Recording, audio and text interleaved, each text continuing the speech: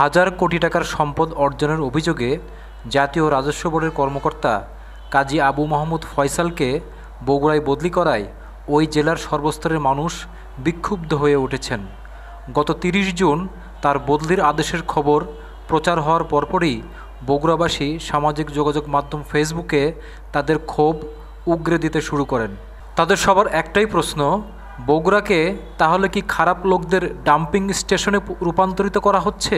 স্থানীয় সচেতন নাগরিকরা বলছেন, ফয়সালের ওই বদলির মাধ্যমে বগুড়াকে ছোট করে দেখানো হচ্ছে।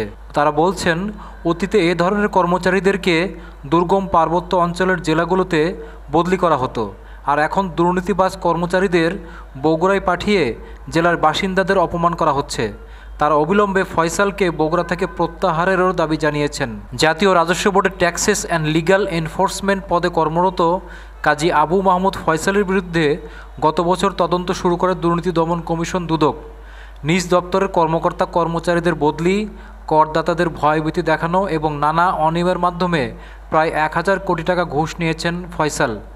পরে দুদকের আবেদনের প্রেক্ষিতে আদালত গত ২৭ জুন ফয়সালের সব সম্পদ বাজেয়াপ্ত করার নির্দেশ দেন।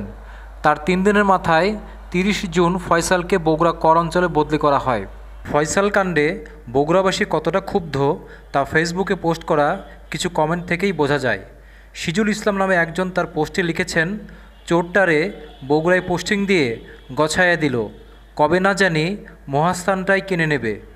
মোহাম্মদ আল আমিন সজীব নামে অপর একজন লিখেছেন, পেলাম না বিশ্ববিদ্যালয়, পেলাম না সিটি কর্পোরেশন, পেলাম না আরও কত কিছু, কিন্তু আমি পেয়েছি ৭০০ ব্যাংক অ্যাকাউন্ট খোলা স্যার ফয়সাল। আহমেদ জুয়েল নামে একজন তার পোস্টে লিখেছেন, বগুড়ার ভাই ও বোনেরা, আপনারা রেডি তো?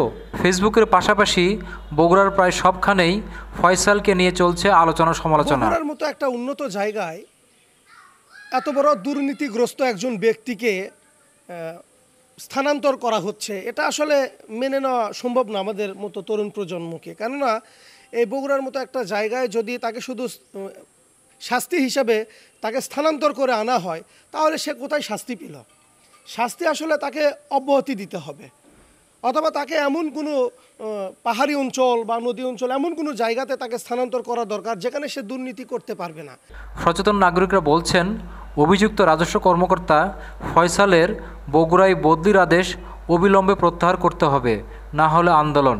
বগুড়ার মানুষকে খুবই নিচু দেখানোর জন্য এটা উদ্দেশ্য প্রণোদিতভাবে করা হচ্ছে। আর হচ্ছে যে যেখানে আমরা অতীতে দেখেছি কারো পানিশমেন্ট হলে তাকে সাধারণত হিল ট্যাক্স অঞ্চলে শাস্তি স্বরূপ পাঠানো হয়। তা এখন কি আমরা কি ওই রকম একটা পর্যায়ে চলে গেলাম, বা নাকি আমাদেরকে ইচ্ছে করে এটা করা হচ্ছে? তা আমরা এখন যেহেতু মাননীয় প্রধানমন্ত্রী বলেছে দুর্নীতির ব্যাপারে উনি জিরো টলারেন্স নীতি গ্রহণ করবে, তা আমরা ওনার সাথে একমত, এবং আমরা মনে করি দুর্নীতিবাজদের কোনো ছাড় হবে না, এবং এই দুর্নীতিবাজকে বগুড়া থেকে বগুড়াবাসী মনে করে যে অতি দ্রুত প্রত্যাহার না করা হলে আমরা বগুড়াবাসীকে নিয়ে আমরা নাগরিক সমাজ আন্দোলনে যাবো আর কি। আমরা এরকম একটা চিন্তা ভাবনা করছি।